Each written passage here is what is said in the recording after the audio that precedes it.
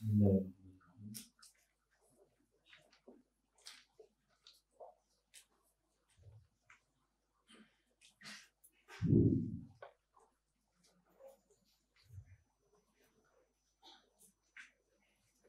Assalamualaikum warahmatullahi wabarakatuh.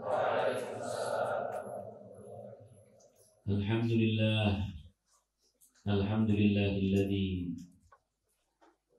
ja'ala ad-dawa li kulli da'. Wassalatu wassalamu ala asyrafil anbiya wa ala alihi wa ashabihi ila yaumil qiyamah. Alhamdulillahirabbil alamin. Ini sedang rame-rame terus apa? Saya kira tidak ada yang berangkat. Ternyata pada berangkat. Ini tidak takut beneran. Takut atau tidak? Tidak ya. Saya kira kalau toh berangkat ini maskeran semua atau pakai helm. Ya sudah. Bismillahirrahmanirrahim. La haula wala quwwata illa billahil aliyyil azim. Saya dengarkan ceramahnya Gus Bah itu, beliau mengatakan bahwa Sayyidina Ali itu kemana-mana pokoknya sendiri, padahal yang musuhi banyak, padahal kala itu juga pernah terjadi wabah dan sebagainya.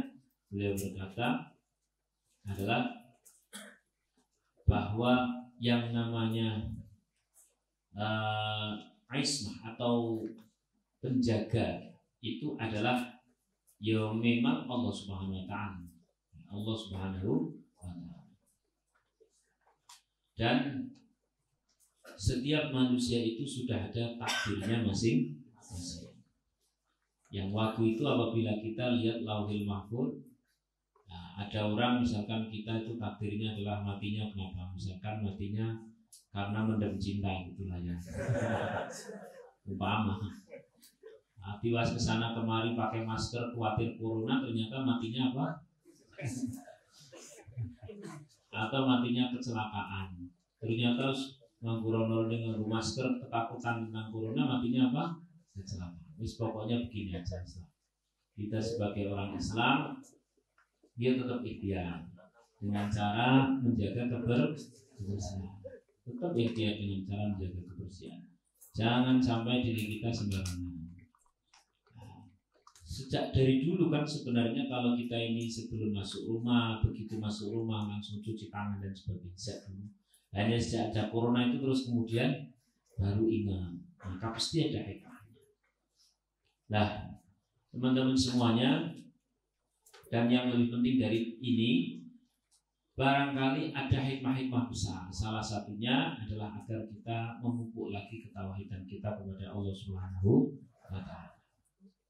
Dalam hadis riwayat Ibnu Majah, man qala, tadi itu yang saya bacakan, siapa orang yang membaca Bismillahilladzi la yadurru ma'asmihi syai'un fil ardi wala fis sama'i wa huwas samiul alim 3 kali di waktu pagi dan di waktu petang, maka bahaya tidak akan mengenai pada orang tersebut.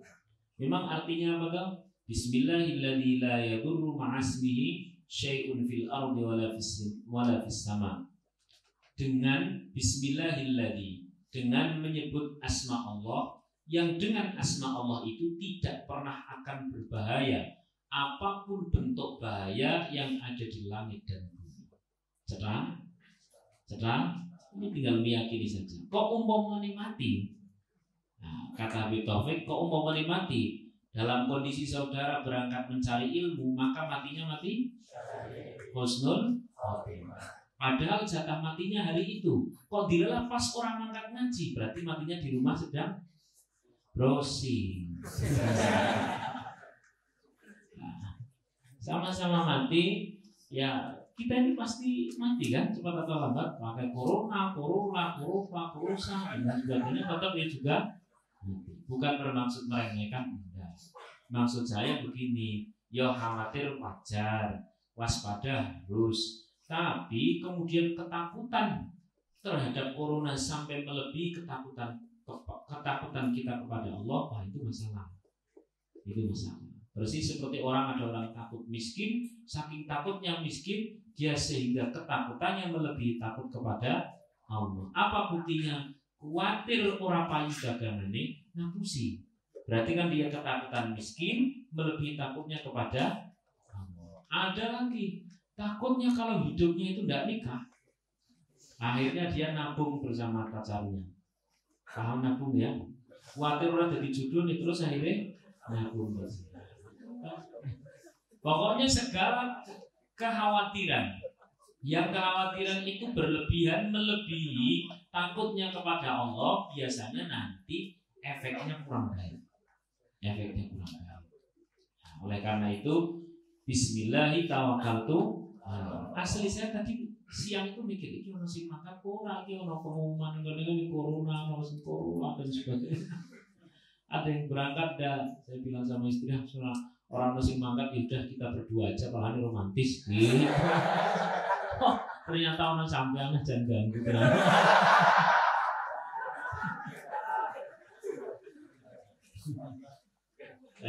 Bismillahirrahmanirrahim. Kita akan mulai dari ngaji ta'lim wa ta'lim. Hadratin Nabi Mustafa Rasulullah sallallahu alaihi wasallam kitab Al-Fatihah. A'udzubillahi minasyaitonir rajim. Bismillahirrahmanirrahim. Alhamdulillahi rabbil alamin, arrahmanir rahim, maliki yaumiddin. Iyyaka na'budu wa iyyaka nasta'in. Ihdinas siratal mustaqim. Siratal ladzina an'amta 'alaihim ghairil maghdubi 'alaihim waladdallin. Kita masih membahas tentang seorang yang mengingini putra-putrinya menjadi putra-putri yang soleh-solehah, menjadi orang yang alim, alimah. Al-Quran adalah, kemarin masih ingat, yakni diri kita senantiasa menghormati ahli ilmu, menjunjung ahli ilmu, ahli Quran dan sebagainya. Maka penghormatan kita terhadap ahli ilmu justru akan kembali kepada diri kita dengan kita memiliki keturunan yang ahli ilmu juga. Tapi syaratnya satu, Mas, wis bojo. Nah, sampean kan turut bila sungkawa. Nah, kemarin sudah kita bahas seperti itu. Alhasil, tidak usah ditanyakan apabila ada orang sedemikian menghormati kepada ahli ilmu, orang sedemikian menghormati kepada Al-Quran. Jawabannya simpel, itu adalah tabungan, bukan untuk siapa-siapa, melainkan untuk diri, yakni putranya. Kayaknya dia yang melakukan sesuatu, tapi dia yang akan mendapatkan sesuatu. Kalau masalah ahli ilmunya itu, kiainya atau siapa begitu yang kita hormati, beliau ini la yazid wa la yanqus, tidak bertambah GR ketika dipuji, wa la yanqus, dan tidak punah dan tidak akan menjadi tercela ketika kita cela. Alhasil, pada saat kita sungkem, pada saat kita menghormati, pada saat kita menjunjung tinggi, pada saat kita memberikan hadiah, kayaknya kita yang melakukan, tapi sebenarnya kita yang mendapatkan. Cetra wila-wila. Oleh karena itu praktekkan.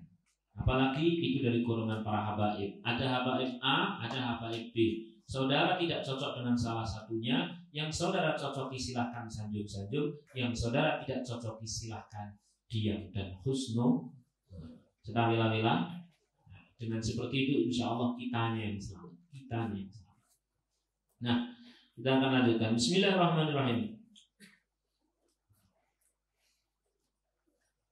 Kemarin kita membahas tentang seorang yang menghormat kepada ahli ilmu. Ini kan saya lanjutkan. Fa ini kuntu akhdi udani. Wa Syekhul Imam Al-Ajal Syamsul A'immatil Khalwani qad kana kharaja min Bukhara wa sakana fi ba'dil qura ayyaman bihadithatin waqa'at lahu. Ada seorang bernama Syekh Al-Imam Al-Ajal Syekhul A'immah Al-Khalwani. Karena suatu peristiwa yang menimpa dirinya, maka beliau berpindah untuk beberapa lama di kota Bukhara. Bukhara itu sekarang jadi mana? Benar. Wow, Uzbek ya, Uzbek. Waqad zarat talamiduhu ghairu Syekhil Imam Al-Qadi Abi Bakr Az-Zaranji. Semua murid-murid beliau, murid-murid Syekh Hulwani atau Syekh Halwani ini berkumpul ketika sang guru datang ke kota Bukhara. Kecuali seorang murid yang juga sudah menjadi syekh. seorang murid yang juga sudah menjadi guru, yang sudah punya memiliki jamaah. Siapa itu namanya? Namanya adalah Syekh Al-Imam Al-Qadhi Abi Bakr Az-Zaranji. Syekh Abu Bakar ini adalah muridnya Syekh Al-Halwani yang sudah sepuh. Syekh Al-Halwani datang ke Bukhara, murid-muridnya pada datang, murid-murid yang sudah menjadi kiai, murid-murid datang, semuanya pada kumpul kecuali satu orang bernama Al-Qadhi Imam Abu Bakar Az-Zaranji. Faqala lahu hina laqiyahu limadha lam tazunni? Kemudian setelah sekian waktu ditanya itu Syekh Abu Bakar, Hai Abu Bakar, karena ini posisinya dari seorang guru. Hai Abu Bakar, kenapa engkau tidak menemuiku ketika aku datang ke Bukhara? Faqala, kuntu masyghulan bi himmatil walidah. Saya ini repot sebab saya ini punya seorang ibu. Seorang apa? Walidah. Walid itu orang tua, ayah. Walidah berarti ibu. Qala, turzaqul umra wala turzaqul wala turzaqu raunaqal darsi. Kalau begitu, wahai Abu Bakar, engkau akan oleh Allah Subhanahu wa taala diberikan rezeki bernama umur, tapi tidak diberi rezeki bernama manisnya ilmu. Seolah-olah ini menjadi pilihan. Alhasil sebenarnya ini sebuah perintah agar untuk membagi waktu. Cakap ya, saudara tidak boleh terus-terus beralasan untuk birrul walidain sehingga tidak ngaji. Saudara juga tidak terus-terusan untuk tidak bisa birrul walidain karena kesergepan ngaji. Dibagi, biar kita mendapatkan rezeki bernama umur, juga rezeki bernama manisnya ilmu. Cekap wela-wela. Maka siapa yang ada di Semarang ini, siapa yang memang asli Semarang, silahkan izinlah kepada orang tua untuk ketika mau berangkat ngaji, izinlah minta doa dan sebagainya. Kemudian ketika sudah pulang ngaji, biasa cium tangan dan sebagainya. Apa yang paling membahagiakan untuk orang tua, laksanakan sebagai bentuk atas diri kita yang baru saja meninggalkan orang tua, katakan 1 jam, maka dibayar pakai pijetan 3 jam misalnya. Paham ya? Dengan seperti ini nanti kita akan direzeki oleh Allah bernama umur, sekaligus nikmatnya apa? Ilmu. Jangan sampai ukur umur tok, hanya umur tok, tidak ada nikmat ilmu. Atau punya nikmat ilmu tok, tapi belum sempat bojo wis mati. Hasil tidak dikasih umur. Nah, ya, ini cukup sedikit-sedikit ngajinya, tapi semoga bermanfaat. Intinya siapa yang hadir di sini harus koordinasi dengan orang tua. Jangan sampai orang tua kita tidak tahu kita ngaji di mana. Apalagi yang luar kota itu. Saya sih di sini melihat yang asli Semarang sedikit lah. Paling banyak ini wajah-wajah desa. Saya ini ada sebagian daerah-daerah Demak, Purwodadi, Kendal ya kan. Terus kemudian ada lagi daerah-daerah Banjarnegara, Malang, Ngapak gitu dan sebagainya. Yang dari mana-mana begitu ya. Silakan, jangan sampai orang tua kita tidak tahu kita ngaji di mana. Kasih tahu orang tua, oh saya ngajinya begini Pak Bu. Begitu bapak sama ibu tidak khawatir, ya aku cocok ngaji muka menulis tekan rumah ibu orang buat beda akhir. Alhamdulillah.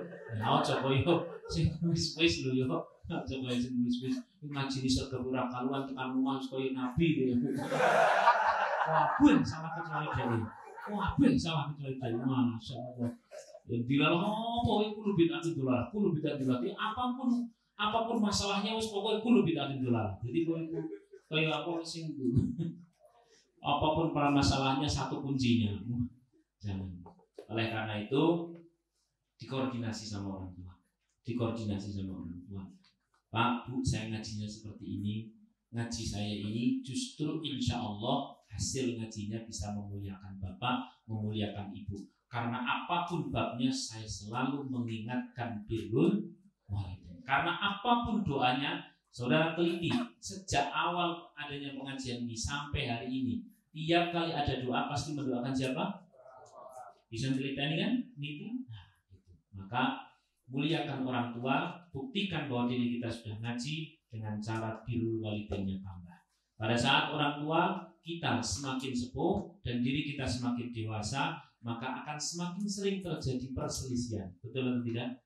Akan sering sekali terjadi perbedaan pendapat. Karena membahas Al-Quran, wa minhum may yutawaffa wa minhum may yuraddu ila ardalil umri. Sebagian orang tua itu kalau sudah tua maka diwafatkan oleh Allah. Tapi yang sebagian yang lain, orang tua itu berarti dikembalikan ke umur saatnya kita mau orang tua. Saatnya kita mau orang tua. Maksudnya apa? Ya tahu sendiri. Kadang kalau sudah sepuh seperti itu butuh perhatian. Jenengan datang salah, pergi salah, ngomong salah, diam salah, ngelihat salah, tidak lihat salah. Sudah. Maka kita siap 3A. Salah, di bawah, dan ngalah terhadap orang tua. Pokoknya kalau bicara sama orang tua, bagaimana kita senantiasa minta maaf, nyuwun pangapunten Pak. Tapi kok kudune ngomong ini gini kula matur nuwun. Pangapunten. Matur nuwun aku kata.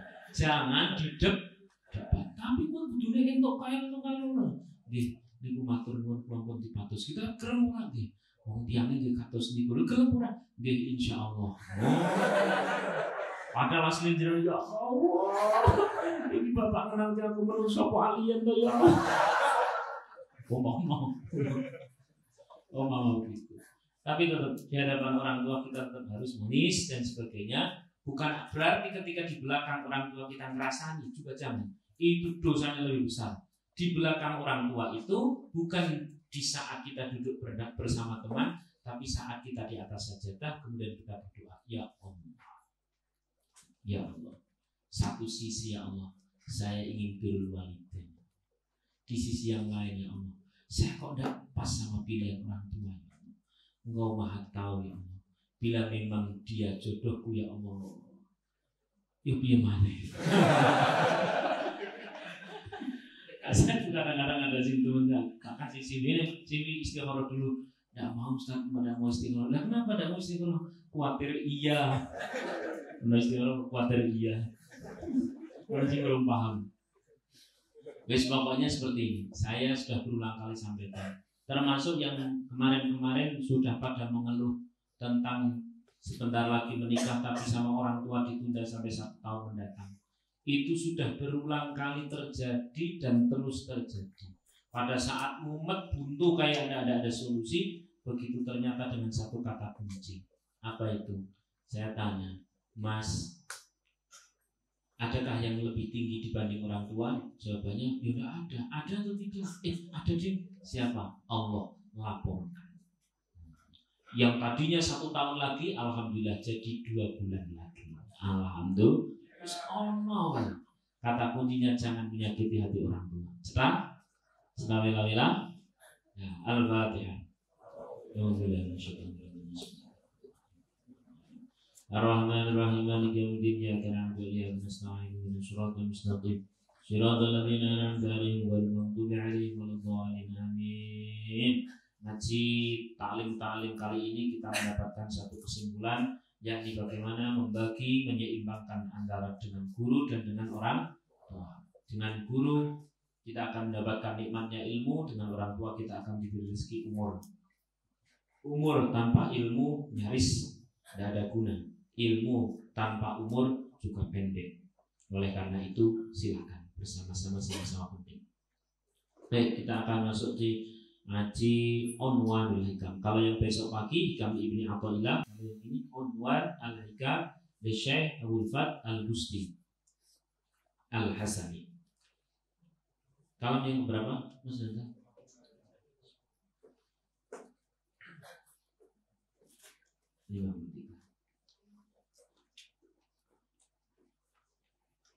Lima puluh tiga.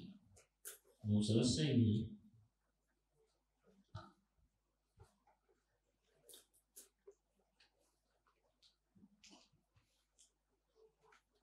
Para tim penulis itu sekarang sudah kehilangan tim penulis. Jadi kemarin sudah sampai yang sudah ditulis dari audio maupun YouTube itu sudah ditulis jadi buku itu baru sampai sekitar kalam 25, ini sudah sampai 50. Kenapa? Para mbak-mbak yang menjadi penulis-penulisnya itu sudah pada nikah ceritanya. Nah, nikah kan mau repot-repot, jangan repot-repot, udah urus saja suami sana, jangan urus tulisan. Nah, sehingga ini rekrutmen lagi siapa-siapa baik pria maupun wanita yang ingin menjariahkan dirinya, menulis hasil ceramah nanti jadi buku, dari buku atau kitab Unwanul Hikam ini nanti silakan laporkan ke admin. Saya siap, insya Allah. Saya siap dua kalam hikam. Nah, nanti buka di YouTube itu saya mau kalam yang sekian, nanti biar dibagi sama panitianya. Kamu 2, 3, 4, ini 2 orang, ini 2, ini ada yang daftar 1, tulis saja apa adanya. Nanti bisa begitu sampai ke 53. Nanti selesai ngaji kitab ini sudah kita dokumentasikan jadi 1 buku. Amin Allahumma. Lumayan lah kena gue gawe apa ya sing paling enaknya. Ya wis ketemu. Gue gawe lengkap mahar. Alhamdulillah. Baik, saya lanjutkan. Bismillahirrahmanirrahim. La tahsabanna sururan daiman abada. La tahsabanna ojo nyongko sapa sira sururan ing kebunahan. Daiman hale langgeng, abadan tegese hale langgeng. Jangan pernah engkau menyangka ketika engkau sedang bahagiamu ini bakal abadi. Tidak. Karena inilah dunia. Dunia adalah dunia bukan surga yang kalau kadung bahagia tidak akan sengsara lagi. Dunia itu kalau hari ini bahagia, besok juga bisa sengsara. Besok sengsara, lusa bisa bahagia. Sebab inilah apa? Dunia juga bukan neraka yang kalau sudah kadung susah tidak akan senang lagi. Tenang, siapa yang hari ini lagi susah, mungkin karena ditinggal nikah atau ditinggal nikah. Pengerti ya. Dapat teman sendiri lebih jelek lagi. Ya ora trimo, padahal ganteng aku kok iso nih milih kayak Allah. Alhasil jangan terlalu susah. Kenapa? Inilah dunia. Sesusah apapun ini bukan neraka. Kalau neraka sekali susah abadi susahnya. Tapi kalau ini dunia, hari ini susah, besok bisa bahagia. Begitu tek setelah berapa tahun, ya Allah, ternyata alhamdulillah yo, aku untuk sing luwih sip, mugo kusi lagi wong terjadi yo. Alhamdulillah. Wis ngono kuwi. Man sarrahu zamanun sa'athu asmanu.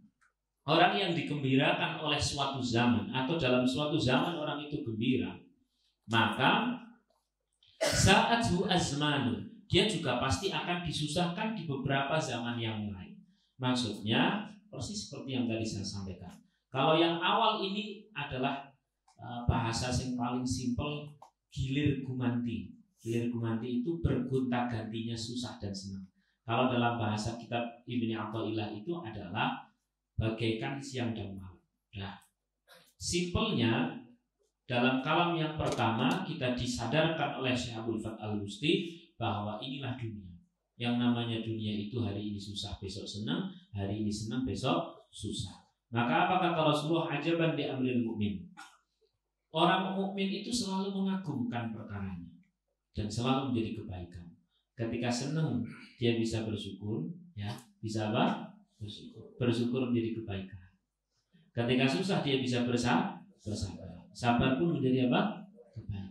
Kalau sama-sama ujian, bahwa senang ujian, susah ujian, kaya ujian, miskin ujian, sampean pengen diuji yang kaya atau yang miskin? Jujur wae bos. Pengen diuji dengan kesenangan atau kesusahan? Kesenangan atau kesusahan?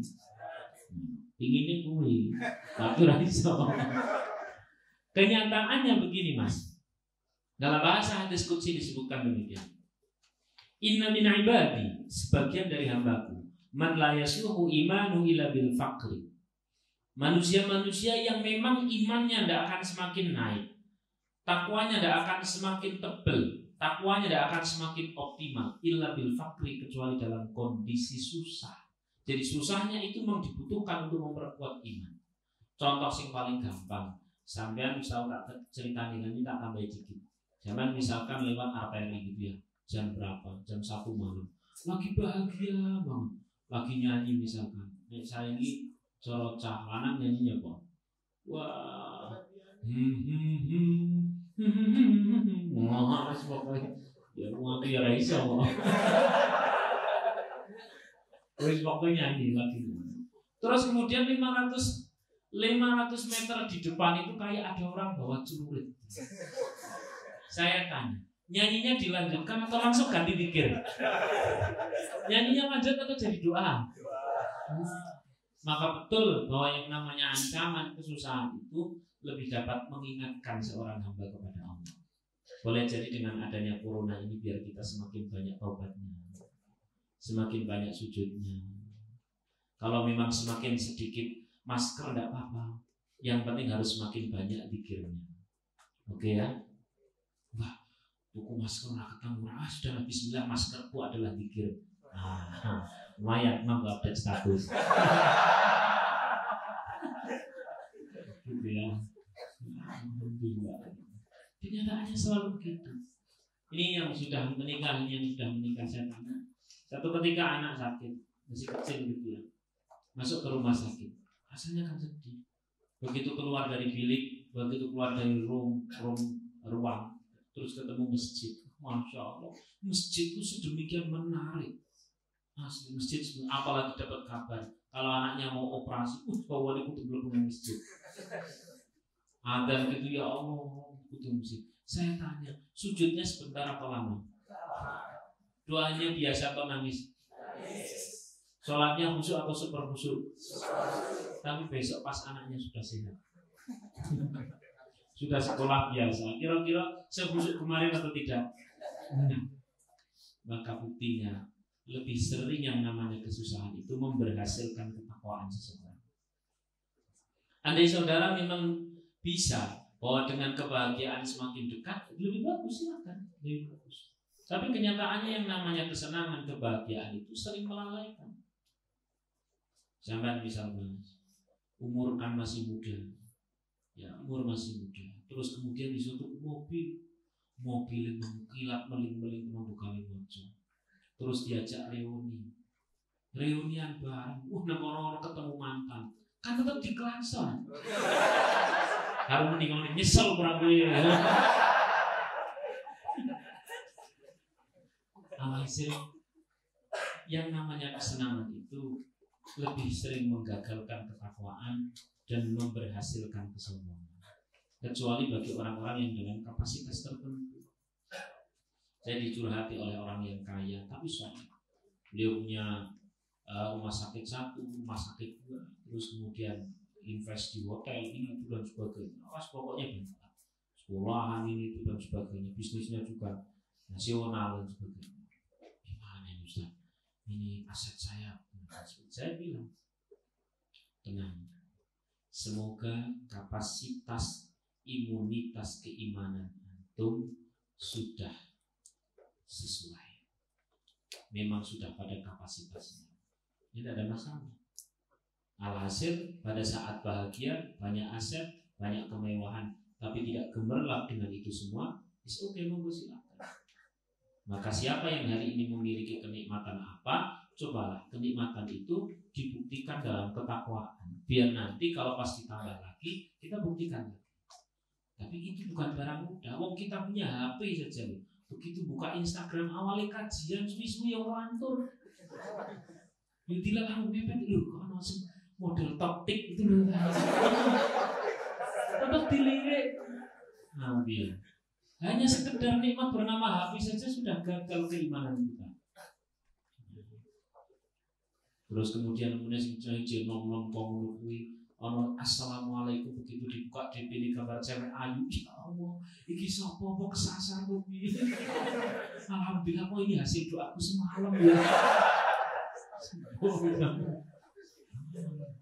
Alhasil, udahlah kita tidak pernah tahu. Yang paling tahu tentang diri kita adalah yang menciptakan kita. Yang paling bisa menakar tentang diri kita, kapan kita susah, kapan kita senang, adalah yang menciptakan kita.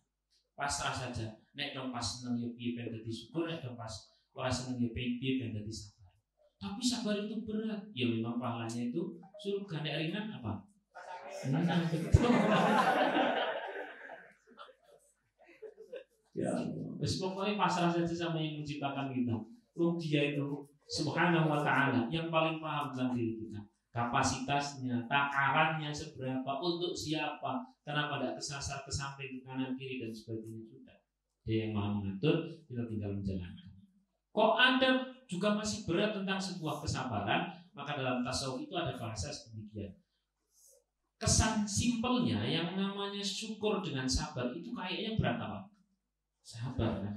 Tapi insya Allah begitu nemu satu istilah ini, insya Allah namanya mensyukuri kesabaran. Apa?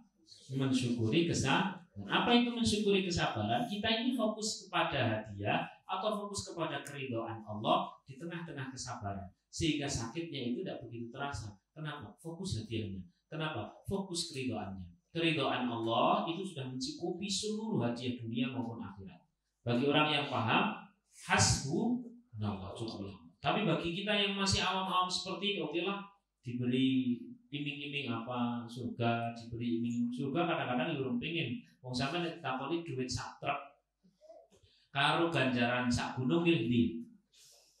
Yo, ganjaran sak gunung apa duit sak truk? Dipilih toh, ganjaran sak gunung apa duit sak truk? Kakak milih duit sak gunung. Alhasil ya level seukuran kita fitrah umur tidak bisa dibohongin, fitrah umur tidak bisa dibohongin. Kalau saya ngaji besok pagi baru saya bilang dikit-dikit husnul khotimah. Kenapa? Karena memang sudah wajah-wajah sakaratul maut. Nah ini kan masih muda-muda, wajahnya masih geragas pengen lucu. Oleh karena itu kembali lagi ke tema. Kapan kita susah, kapan kita senang, jalani saja. Yang maha paling tahu tentang diri kita sudah mengukur dan menakar. Ya, lah biar enteng pada saat kita sabar, maka fokusnya bukan pada kejadian, melainkan fokus kepada hal yang dibaliknya itu hadiah dan sebagainya. Caranya bagaimana? Saya kasih contoh. Ini contoh. Dalam An-Nawadir itu ada kisah seorang ini sudah saya sampaikan. Tidak ulang dikit. Masih ingat mungkin ya. Kisah namanya Imran Al-Qattan. Imran Al-Qattan ini adalah orang yang secara wajah itu tidak bagus. Elek, jujur elek. Saudara, hitam, kemudian dia mungkin pendek dan sebagainya. Tapi wazaujatuhu, sedangkan istrinya jamilah syadidah. Jamilah wayu syadidah banget. Wah, orang calon elek itu bojone apa? Wahyu banget. Soro sampean weruh wis ora kuat. Iki opo? Wis ora trimo banget. Karena aku gandeng aku sama pokoke. Angger cerita ora konsol. Wis pokoke kalau sampean gandeng sampean luas, tapi iki wah jan bejo. Alhasil satu ketika ini suami istri berbicara saling mencintai. Syekh Imran Al-Qattan itu istrinya berkata demikian. Wahai suamiku, kita bersama akan masuk surga. Ini tertulis dalam kitab mana? An-Nawadir ada, Uyunul Hikayat juga ada. Wahai suamiku, kita bersama insya Allah akan masuk surga. Lo kok tahu? Iya. Sebab engkau mendapatkanku pasti banyak bersyukur. Ya toh, ya toh. Ya toh ini orang kita. Ini kalian berdiri. Kau mendapatkanku pasti banyak bersyukur. Sedangkan aku mendapatkanmu banyak Tapi kenapa bisa guyang-guyu? Ya kan? Kenapa bisa enjoy, bisa santai? Karena saking pahamnya sejak awal dia sudah bicara surga. Sejak awal dia sudah bicara hadiah. Sejak awal dia tidak fokus pada kejadian, tapi dia fokus pada hal-hal yang dibalik itu. Cedak wila-wila. Maka siapa yang hari ini sedang merasa terhianati, terdolimi dan sebagainya, jangan fokus ke situ. Fokuslah bahwa ya Allah, alhamdulillah saya terdolimi ya Allah. Dia sedemikian mudah meninggalkan. Dia cuma mengatakan, loh kita kan teman ya Allah. Oh maaf. Sedang merasa tergatak. Atau apapun istilahnya begitu kan. Jangan fokus pada kejadian. fokuslah pada hadiah di samping-samping itu. Sing paling dekat adalah bahwa ketika saudara sedang seperti itu kan, ada satu koin, ada satu tabungan. Yang koin itu nanti ada saatnya pencairan. Koin apa? Namanya koin doa mustajab. Sedaya. Alhamdulillah. Maka itu orang yang fokus bukan pada kejadian namun pada hadiah di belakangnya. Dan hadiah yang paling tinggi adalah apa tadi? Keridhaan. Jadi yang paling tinggi adalah keridhaan Allah. Maka orang ini namanya mensyukuri apa? Kesabaran. Harusnya sabar ini berat menjadi ringan. Kenapa yang disyukuri hadiahnya? Sabarnya jadi ringan. Sedang wila-wila. Oke. Itu poin pertama. Poin yang nomor 2, man sarrahu zamanun sa'athu azman. Ini Mas, kalau boleh saya simpulkan begini. Saya baca dalam Syekh Razak yang ngarang syarahnya kitab Anwarul Hikam ini, beliau mengatakan demikian. Di kurang lebih saja kalau saya bahasakan dalam bahasa Indonesia. Ada kesenangan yang menyengsarakan, ada kesenangan menyengsarakan, ada sebaliknya, yakni kesengsaraan yang membahagiakan. Ada kesengsaraan yang membahagiakan. Ada kesenangan yang menyengsarakan. Apa itu contohnya kesenangan yang menyengsarakan? Itu kalau kemarin sudah kita bahas, namanya istidraj. Orang diangkat agar diapakan? Jatuhkan lebih itu. Suratnya surat apa kemarin?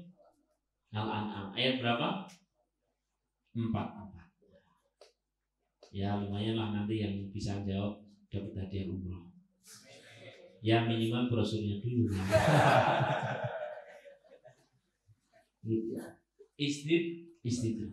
Jadi jangan bahagia siapa yang hari ini sedang dimudahkan oleh Allah, ya, dimudahkan oleh Allah, tapi di waktu yang sama ada hal-hal syariat Allah yang diterjang, ada dosa-dosa dan sebagainya. Kenapa diangkatnya untuk dijatuhkan lebih tinggi? Kemudian kok belum, mungkin takarannya belum sesuai saja. Takarannya belum tepat. Di zaman Bani Israel, kala itu ada seorang yang memang Masya Allah, dia sehari-harinya maksiat, dia sehari-harinya nipu orang. Terus pokoknya kalau bahasa yang paling simpel adalah orang kaya yang tidak ada lawannya. Orang kaya yang tidak apa? Lawannya. Cara bahasa ini yang mungkin apa ya, pengusaha sing wis menguasai kepemerintahan, sudah menguasai tanah, menguasai perputaran hulu ke hilir sebuah usaha dan sebagainya. Jadi wis sampai naik diri. Dia mau maksiat juga terserah, dia tiba-tiba bangun masjid ya iso, pokoknya begitulah. Di zaman Bani Israil. Kemudian istrinya mengingatkan, kau jangan terus-terusan seperti itu lah Mas.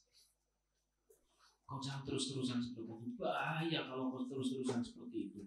Menekan orang-orang di bawah. Pokoknya zalim. Ketika ditegur oleh sang istri seperti itu, maka suami tadi Fulan, tidak disebutkan namanya. Kalau ada sebut namanya, saya sebutkan namanya. Tidak disebutkan namanya. Nah, dia bilang begini, baik istriku, kalau memang yang aku lakukan ini adalah sesuatu yang salah, niscaya Dia yang Maha Adil, Allah Subhanahu wa taala yang Maha Adil pasti menghukum. Bisanya sampai hari ini masih tetap sukses seperti ini, kan berarti apa yang saya lakukan benar. Istrinya menjawab seperti itu. Wahai suamiku, hanya takarannya saja yang belum penuh, belum saatnya. Kalau takarannya sudah tepat, baru kau akan tahu rasa. Alah, buah.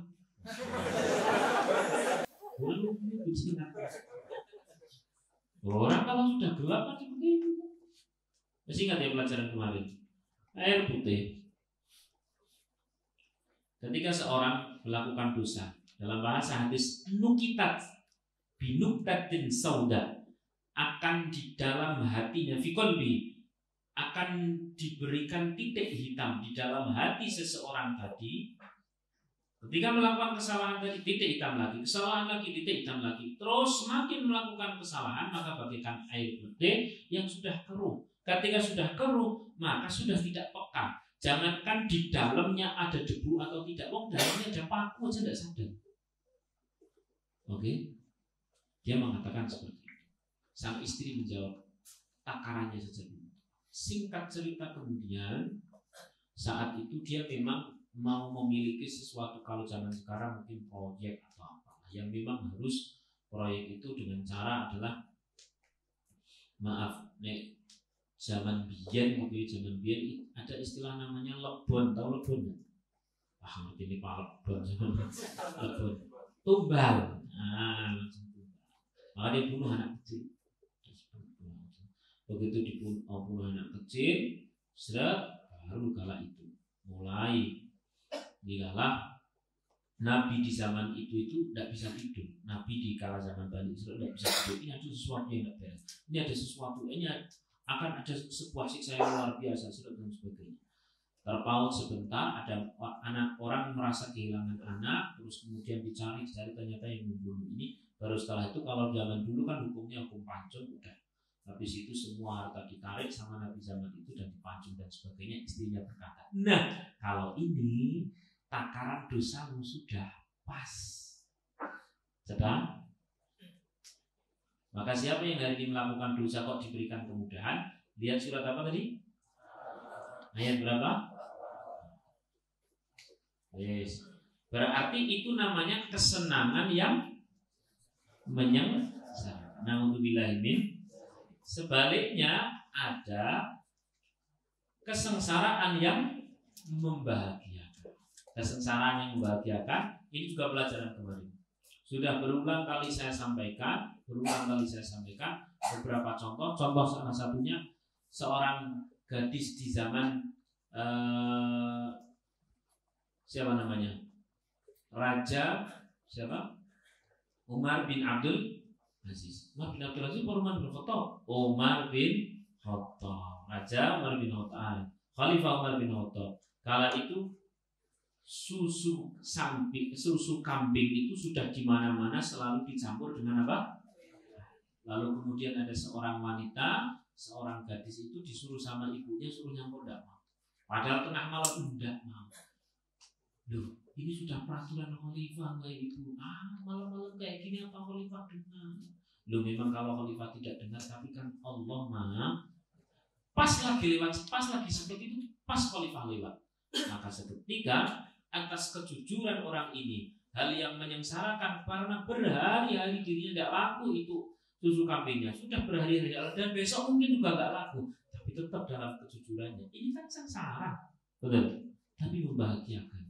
Apa buktinya? Kemudian esok pagi Umar bin Khattab memanggil salah satu anaknya, kala itu namanya Asim, kemudian suruh melamar gadis desa penjual susu kambing. Tiba-tiba dilamar sama anak raja. Nah, berarti kesengsaraan yang membahagiakan. Saudara, hari ini misalkan kerja di mana, masya Allah, isinya digolimi karo kanca, terus bukawi kalah-kalahan, wajahi lu wis meh dipoto cekrek, bukawi bahan guyon dan sebagainya. Sing sabar, ndak apa-apa dikali itu jangan orang Pak Ustadz tahu ya Pak Ustadz tahu misalkan dengan kan wis ngaji kadang-kadang kok disebut sing ora-ora to terus iya disebut lagi sing ora-ora terus kon maca Quran padahal sampean gak iso ya Allah besate wis diwas ketok kajian ya kan ikut kajian tiap Senin ikut kajian terus kemudian besok Rebo malam Kamis juga ikut kajian sampai di kantor disuruh apa acara-acara keagamaan zaman suruh pertama maju begitu auzubillahi minasyaitonirrajim aku jadi ora iso maka nek wis ikut kajian seperti ini Mas saya sudah berulang kali sampaikan tidak bosen-bosennya ngaji tahsin harus bisa baca Quran tapi saya tidak bisa baca Ustaz bisa baca itu pada saat tidak ada yang nyimak Nanti begitu ada yang nyimak, masya Allah sini parkir toh. Kalau domo-domo, kenapa kalau mikir? Oleh karena itu ngaji tak sempatin lah seminggu sekali. Di pondok itu setiap habis maghrib sampai kurang lebih jam 7 atau jam 8 tergantung siapa yang ikut, itu selalu ada ngaji tahsin setiap hari. Nah, yang putra di pondok, yang putri di tahfizta. Silakan ngaji tahsin. Dengan misalkan saya khusus saya tak ambil hari Rabu, ya udah Rabu saja. Bilang sama ustadznya sana, saya kalau kesini Rabu saja, udah Rabu. Saya kalau Kamis saja. Saya setiap hari. Oh, andai karena di 8 hari, saya 8 hari. Al-Fatihah. Bismillahirrahmanirrahim.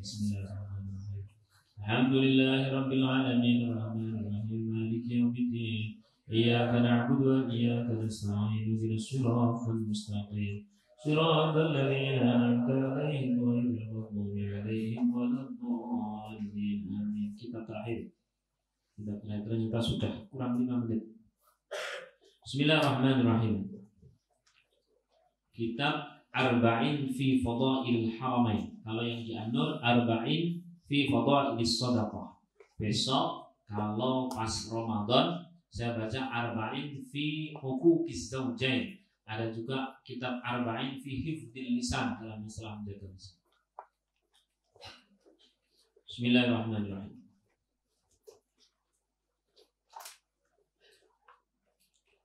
Qala Rasulullah sallallahu alaihi wasallam, sallu ala Nabi Muhammad, sallu ala Nabi Muhammad, sallu ala Nabi Muhammad.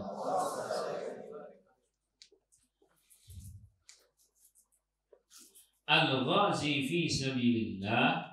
Al-ghazi orang yang berperang fi sabilillah, di jalan agama Allah.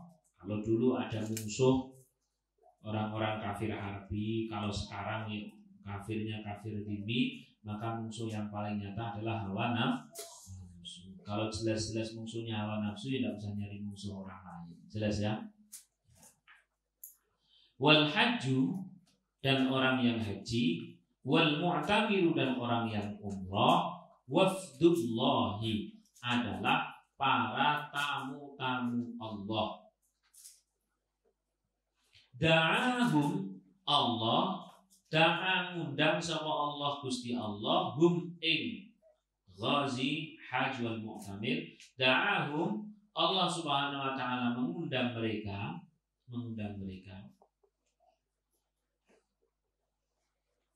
Fa'ajabu, dan mereka memenuhi panggilan. Maka orang kalau haji, kalau umrah itu talbiyahnya bagaimana? Labbaik Allahumma labbaik. Artinya apa? Ya Allah, aku memenuhi panggilan Engkau. Labbaik itu memenuhi panggilan. Jangan sampai tidak tahu, jangan labbaik baik. Apa artinya? Wis tekan Mekah enggak wis ngerti labbaik Allahumma labbaik, terus takon artinya apa? Nah, ya Allah, oh diguyu semut. Makanya ngaji dhisik. Ya. Wasa'aluhu fa'atahu, maka garansi dari Allah Subhanahu wa taala, karena orang tersebut itu dipanggil oleh Allah dan memenuhi garansinya dari Allah Subhanahu wa taala. Wasa'aluhu, dan mereka bila mau meminta kepada Allah, fa'atahu, maka Allah berjanji akan memberinya. Allah manggil, kita datang. Kita manggil Allah untuk urusan-urusan kita yang lagi sulit, untuk hajat-hajat kita yang butuh ditolong, Allah memberi. Rawahu Ibnu Majah. Hadis riwayat Ibnu Majah. Semoga kita semuanya bisa memenuhi panggilan Allah untuk haji dan umrah. Tapi jangan amin toh, harus ada usahanya. Usahanya lagu-laguan lah, apa gitu, silakan. Al-Fatihah. Alhamdulillah.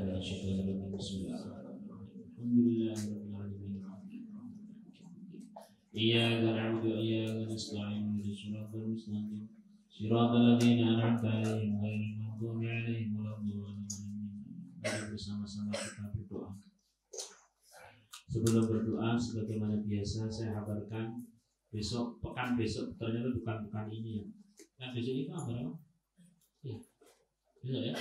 Kita besok ke Ambarawa, tilik santri-santri sana, semua santri gratis di sana untuk santri-santri putri. Siapa yang membiayai ya dari kayak gini nih. Maka barangkali sama tidak hafal Quran, apabila meletakkan di sini barangkali bisa menjadi jariah sampean yang alhamdulillah. Yang penting yang namanya sedekah itu yang penting ikhlas, tidak harus dikit, yang penting ya pakai uang sisa juga tidak apa. Misalnya punya uang 100.000 beli pulsa 10.000 sisanya misalnya. Terus kemudian yang pondok sini ini kalau dengan nilai itu yang ke arah ke Kreo itu hari-hari ini makin ngecor terus sama tidak punya waktu untuk ngecor ya sudah biar santri-santri aja yang ngecor. Nah paling nanti pas punya waktu dan sebagainya datang ke sana bawa material tidak apa-apa. Kalau tidak bisa satu truk ya bawa satu apa begitu, pakai plastik apa-apa. Tapi daripada kangelan ya udah bismillah sedekah di sini, semoga nanti jadi pasir, semen dan sebagainya. Ya bersama-sama sembari istighfar, sembari bersedekah.